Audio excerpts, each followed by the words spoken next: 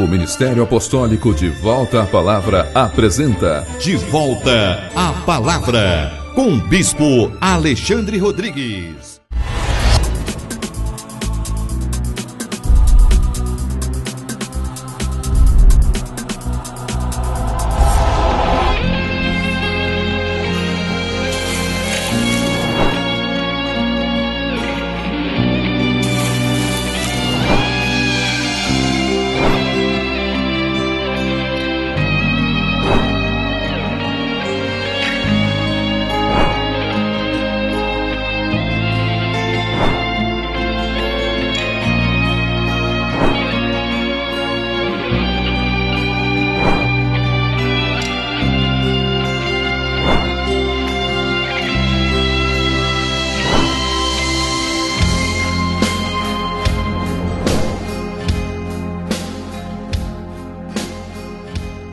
Bom dia, toda honra e toda glória sejam dadas ao nosso Senhor e Salvador Jesus Cristo, ao Senhor da igreja e a todos vocês que estão em casa, graça e paz vos sejam multiplicadas. Este é o programa De Volta à Palavra, um programa do Ministério Apostólico De Volta à Palavra, um programa feito para a edificação do corpo de Cristo. Amados irmãos e irmãs, hoje é o segundo sábado do mês de novembro, dia 12 de novembro, e portanto o dia da nossa grande palestra, a Batalha do Armagedon. De que lado você está? Essa palestra acontecerá nesta noite, hoje à noite, a partir das 19h30 no local de reuniões da igreja de Planaltina, o Ministério Apostólico De Volta à Palavra em Planaltina. Anote o endereço: quadra 5, conjunto G, lote 40, Vila Buritis, em Planaltina. Vocês irmãos aí de Sobradinho, de Planaltina, do Colorado, das imediações, vamos ter uma grande comunhão nesta noite, nessa palestra, uma palestra que é de grande importância para aqueles que desejam, no dia de Cristo, estar ao seu lado na grande batalha, na batalha final, no clímax do grande conflito entre o bem e o mal, cujas origens remetem-se então à eternidade passada. Desde a queda de Lúcifer, tem se desenrolado ao longo da história uma grande batalha que passou pelo Monte Calvário, quando Jesus Cristo ali foi crucificado, quando ele foi imolado, quando ele foi cuspido, quando ele foi insultado, quando ele foi humilhado e morreu então.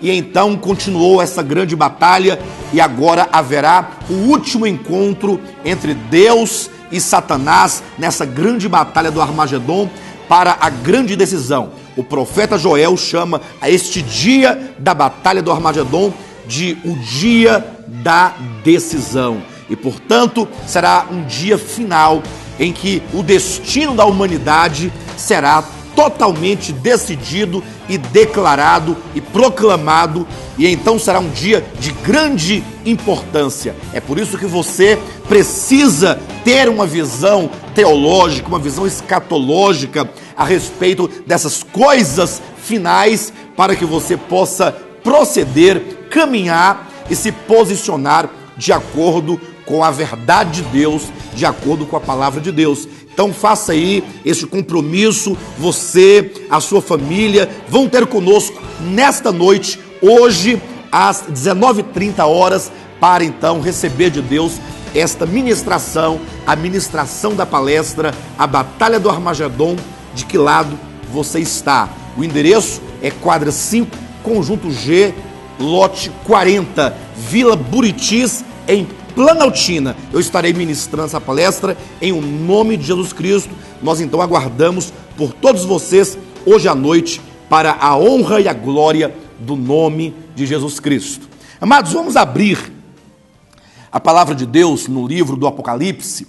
Nós temos ministrado aqui esta série de mensagens, são, na verdade, 7 cartas à igreja, ou às igrejas da Ásia Menor: Éfeso, Esmirna, Pérgamo, Tiatira, Sardes, Filadélfia e Laodiceia. São 7 cartas ditadas pelo próprio Jesus a João na ilha de Patmos, quando ele estava ali prisioneiro, exilado, e então é nos dito que essas 7 cartas deveriam ser entregues às 7 igrejas, ou seja, a igreja de Jesus Cristo ao longo de sua história. Haja vista que cada uma dessas cartas representa um período específico da igreja. São cartas proféticas, são cartas reveladoras, são cartas que não somente desde o final do primeiro século já pronunciava ou já declaravam profeticamente de antemão qual seria a história da igreja, como ela haveria de se desenrolar e se desdobrar ao longo de sua história, como para nós hoje, no século XXI,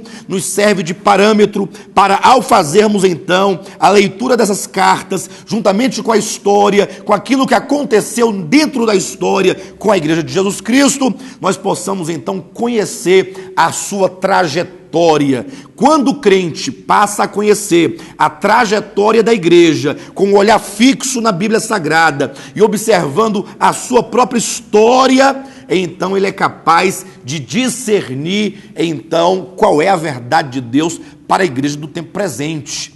Para que hoje possamos congregar, não como um velho sistema, conforme está declarado aqui nessas cartas, ou conforme essas cartas aqui reprovam, não, mas poderemos nos congregar, nos reunir como igreja, uma igreja que está à altura da vontade de Deus, ou que pelo menos busca, se projeta nesse caminho da verdade, segundo a Bíblia Sagrada. Já passamos por Éfeso, por Esmirna, e agora estamos hoje é a segunda mensagem da carta à igreja em Pérgamo. Vamos ler então aqui os versículos 14, 15 e 16, que nos dizem assim: Tenho todavia contra ti algumas coisas, pois que tens aí os que sustentam a doutrina de Balaão, o qual ensinava a Balaque a armar ciladas diante dos filhos de Israel, para comerem coisas sacrificadas aos ídolos e praticarem a prostituição. Outro sim, também tu tens os que da mesma forma sustentam a doutrina dos nicolaítas. Portanto, arrepende-te, e se não, venho a ti sem demora, e contra eles pelejarei com a espada da minha boca. Amados, vejam que esta carta, ela se refere ao terceiro período da igreja, a partir ali do 4º século, quando, como o próprio nome Pérgamo já indica, quando houve ali o casamento da igreja com o mundo. Houve o casamento da igreja com a política, houve o casamento da igreja com o paganismo, da igreja com Roma, e a igreja, portanto, começa agora a se tornar uma igreja mundana. E como nós podemos observar, aqui na primeira carta, a igreja em Éfeso, a igreja ela ainda tinha uma luta e um labor contra os homens maus. Era uma igreja que não podia suportar homens maus. Na segunda igreja, na carta à igreja em Esmirna, a igreja também ela era perseguida por aqueles que se diziam cristãos, mas na verdade eram sinagogas de Satanás. Mas agora, nessa terceira carta, com esse casamento, com essa união da igreja com Roma, da igreja com o paganismo, da igreja com o mundo, a igreja tornando-se mundana, agora ela recebe no seu seio, agora essas pessoas más, estes homens maus, estes homens perversos, passam a integrar a igreja de Cristo, como na semana passada nós deixamos muito claro, como que com este casamento se cumpriu a profecia do trigo e do joio de Mateus 13, quando é dito que o inimigo veio e semeou no meio da lavoura de Deus, no meio da igreja, ele semeou o joio, e então tornou-se agora uma mistura, de sorte que a Bíblia declara antecipadamente que a igreja do futuro, a partir do 3º século e 4º século em diante, a igreja seria uma igreja mista, porque falsas pessoas haveriam de integrar esta igreja, falsos obreiros, falsos crentes, falsos cristãos, falsos profetas haveriam de se misturar em meio ao povo de Deus, de sorte que ficaria um tanto difícil para aqueles que têm pouco discernimento, discernir de fato quem é o trigo e quem é o joio, quem são os filhos de Deus ou quem são os filhos do diabo, quem são os verdadeiros profetas e verdadeiros apóstolos e verdadeiros pastores, daqueles que são então falsos profetas, falsos apóstolos e falsos pastores. O Senhor, ele declara em um tom de reprovação, dizendo: tenho todavia contra ti algumas coisas, pois que tens aí os que sustentam a doutrina de Balaão, o qual ensinava a Balaque a armar ciladas diante dos filhos de Israel para comerem coisas sacrificadas aos ídolos e praticarem a prostituição. E talvez você que está em casa neste momento, assistindo a este programa, possa estar considerando o seguinte: eu já ouvi falar de muitas falsas doutrinas, mas nunca ouvi falar dessa tal de doutrina de Balaão. Olha, queridos, aqui o Senhor está falando metaforicamente. Ele está usando Balaão apenas para que você compreenda uma realidade que passou a fazer parte da igreja a partir, então, do 3º e 4º século. Balaão será pego aqui como um exemplo. Ele é dado como exemplo daqueles que, semelhantemente a ele, faria coisas semelhantes. Aí você pergunta: ora, qual é então o problema? O que Balaão fez para que ele pudesse servir de modelo ou de exemplo daqueles que fariam coisas semelhantes? Basta nós lermos aqui uns poucos textos e você logo saberá exatamente o que aconteceu. Abra sua Bíblia no livro de Números, capítulo 31, versículo 16, e aqui o Senhor nos mostra exatamente o que aconteceu. Números, capítulo 31, versículo 16 nos diz: eis que estas, por conselho de Balaão, fizeram prevaricar os filhos de Israel contra o Senhor no caso de Peor, pelo que houve a praga entre a congregação do Senhor. Vejam que naquele tempo, quando o povo de Israel estava indo, peregrinando no deserto, em direção à boa terra de Canaã, eles haveriam então de passar pelas terras dos Moabitas, pela terra de Moabe, cujo rei chamava-se Balaque. Balaque então, vendo-se diante de uma situação difícil, haja vista que Deus estava com Israel, Deus estava com o seu povo, e Deus lutava a favor do seu povo e conquistava todas as terras. Balaque, vendo-se ameaçado, decidiu pedir a ajuda de um tal profeta chamado Balaão. E então Balaque falou: olha, Balaão, eu te darei em dinheiro, uma boa quantia de dinheiro, em ouro, em prata, se você amaldiçoar esse povo de Israel, para que, perdendo eles a bênção de Deus, eu possa vencê-los. E então diz a Bíblia que, movido pela ganância, movido por uma ganância, querendo o prêmio em dinheiro da proposta daquele rei, Balaão então tentou por 1, 2, 3 vezes amaldiçoar o povo de Israel, mas ele não conseguiu. Ele tentava, mas quando ele ia pronunciar as maldições dos seus lábios, só saía mesmo de fato bênçãos da parte de Deus. É por isso que diz aqui a Bíblia, você também poderá acompanhar na 2ª epístola de Pedro, no capítulo 2, Pedro nos mostra claramente, capítulo 2, versículo 15, que nos diz: abandonando o reto caminho, se extraviaram, seguindo pelo caminho de Balaão, filho de Beor, que amou o prêmio da injustiça. Ou seja, vendo-se ali diante de uma possibilidade de ganhar muito dinheiro à custa de amaldiçoar o povo de Israel ou fazê-lo perder a sua bênção,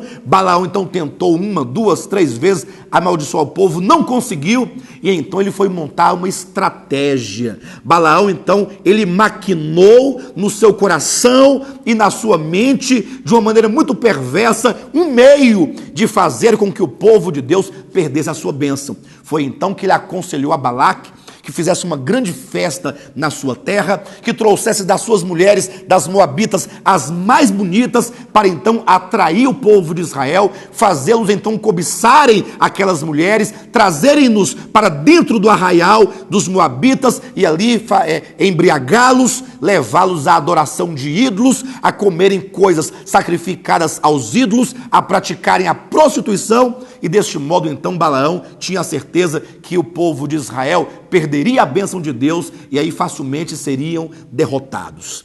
E é isso exatamente o que Jesus aqui nessas cartas nos adverte. O Senhor nos adverte contra homens maus e homens perversos, cujos corações são tanto quanto o coração de Balaão, corações que amam o prêmio da injustiça, corações que, por terem uma ganância em ganhar as riquezas de caráter material, de enriquecer à custa então do povo de Deus, eles fazem o uso errado, o mau uso de dons espirituais. Haja vista que Balaão era profeta, e então fazendo uso do seu status de profeta, ou querendo fazer uso de dons supostamente dados por Deus, para desviar o povo de Deus, para poder assim ganhar uma recompensa em dinheiro, o que Pedro chama de o prêmio da injustiça. Vejam também aqui no penúltimo livro da Bíblia, no livro de Judas,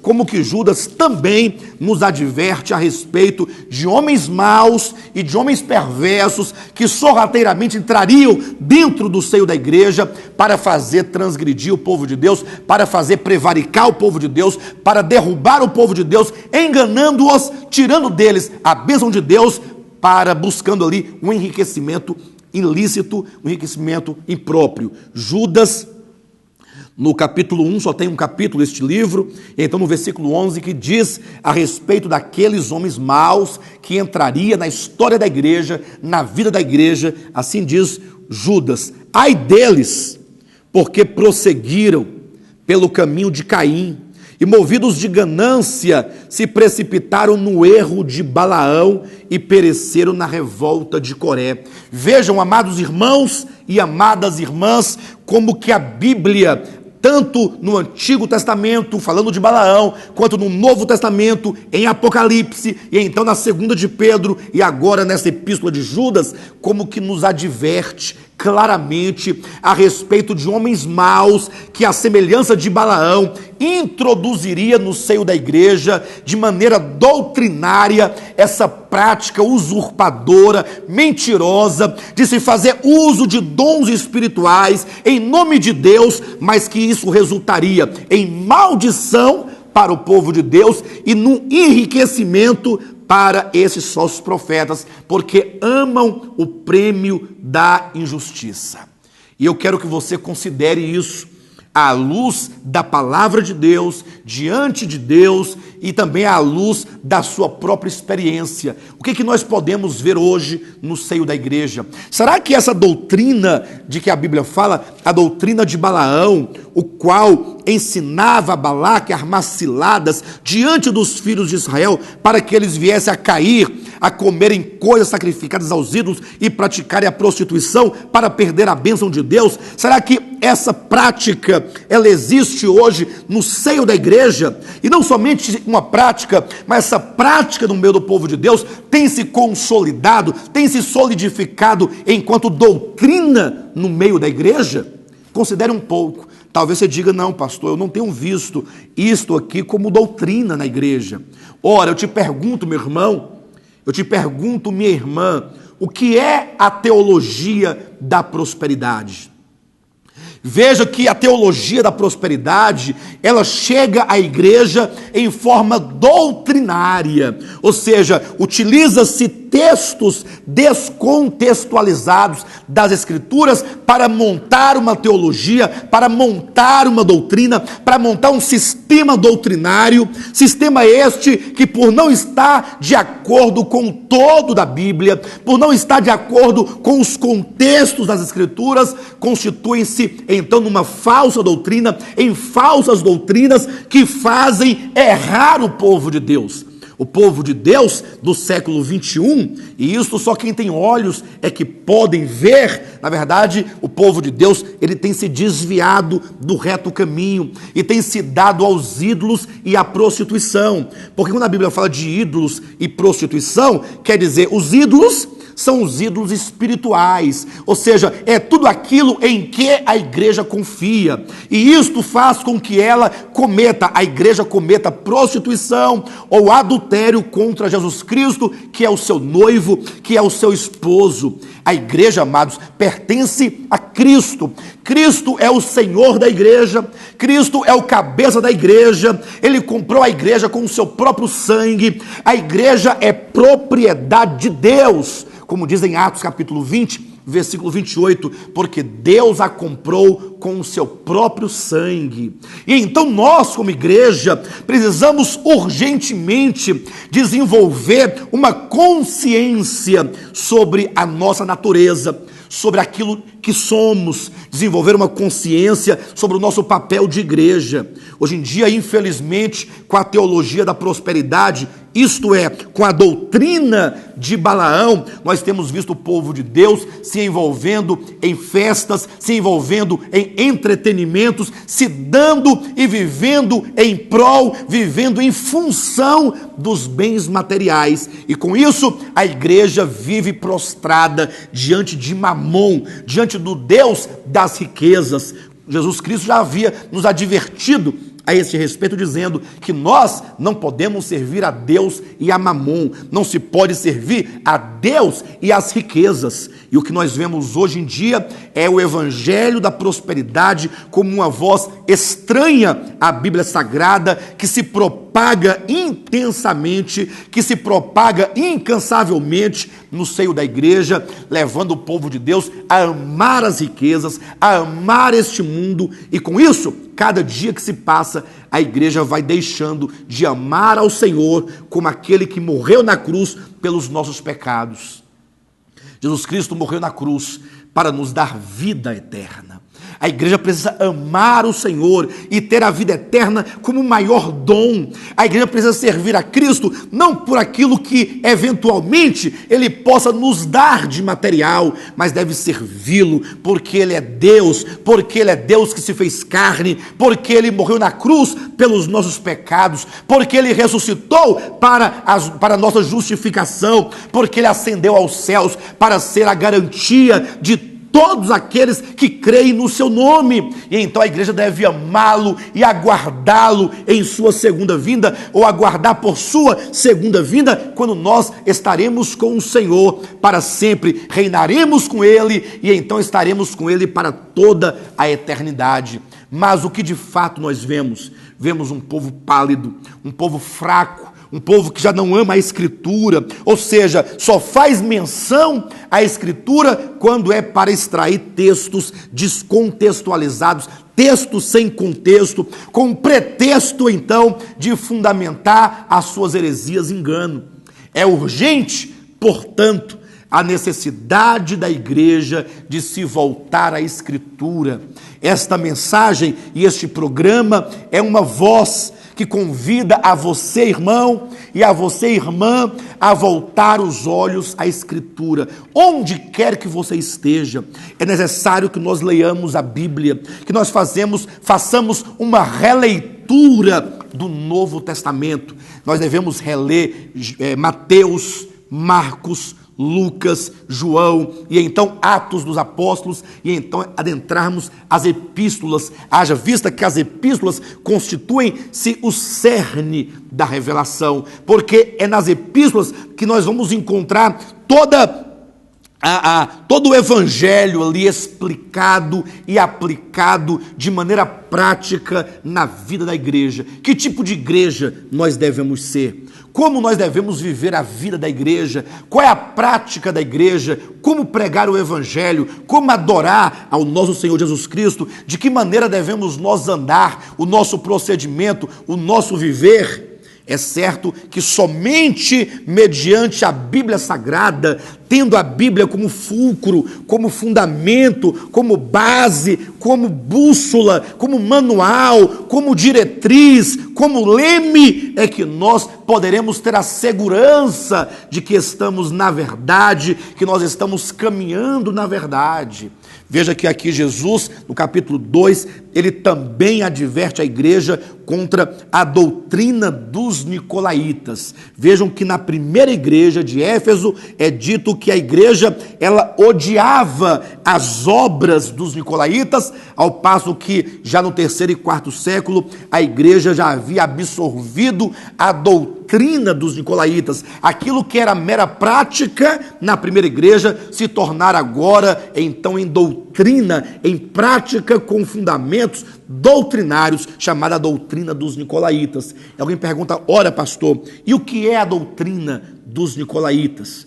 Veja que a própria palavra nicolaítas quer dizer aqueles que estão sobre o povo comum, aqueles que governam o povo comum, porque a palavra nicolaítas vem de Nico e Laos. Laos é o povo comum, é o vulgo, enquanto que o Nico é aquele que está por cima, aquele que se assenhora, aquele que governa, aquele que exerce autoridade sobre alguém ou sobre o povo, no caso do Laos, que é o povo comum, que é o vulgo. E isso nos mostra como que no seio da igreja se desenvolveu então uma divisão entre o povo de Deus. Um pouco, ou algumas poucas pessoas exercendo uma forte autoridade sobre o povo comum. Foi quando surgiu o clero e então os leigos, o lacaico, o laos, o povo comum, de sorte que a igreja deixou de ter aquela unidade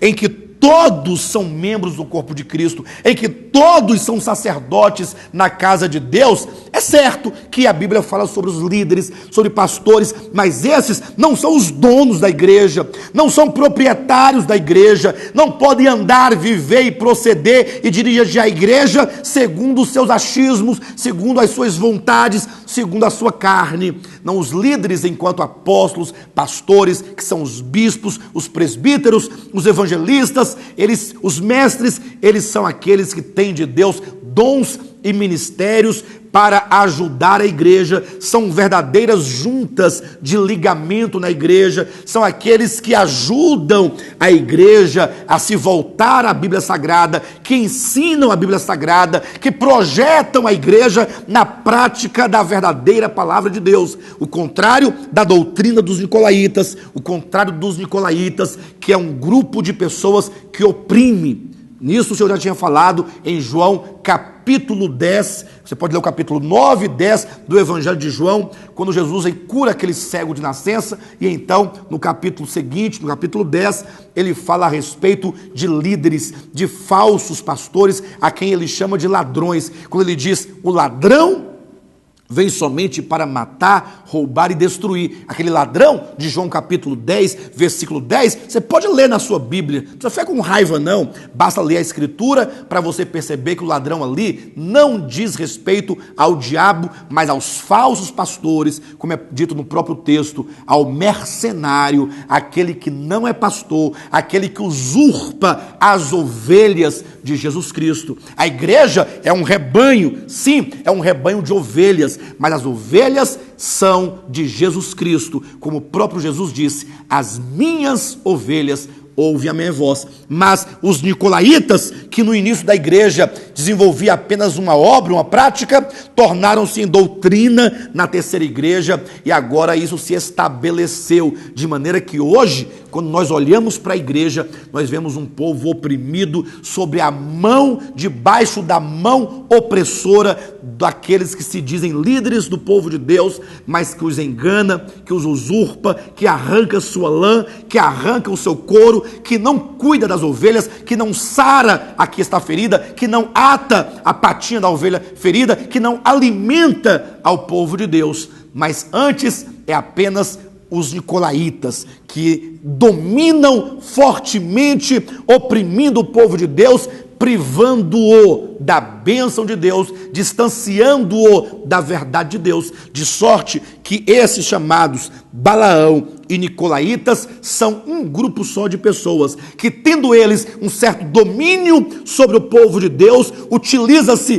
deste poder e deste domínio para enganar o povo de Deus com falsos dons espirituais, afastando-o da bênção de Deus, prevaricando contra o povo de Deus e levando-o a prevaricar contra o Senhor, para deste modo, amando o prêmio da injustiça, ganharem o prêmio da injustiça, ficarem ricos, como se vê no grande sistema denominacional cristão evangélico dos nossos dias. São verdadeiros impérios faraônicos. Que nós possamos tomar essas palavras como uma advertência, ler a Bíblia e então proceder de acordo com a vontade do Senhor.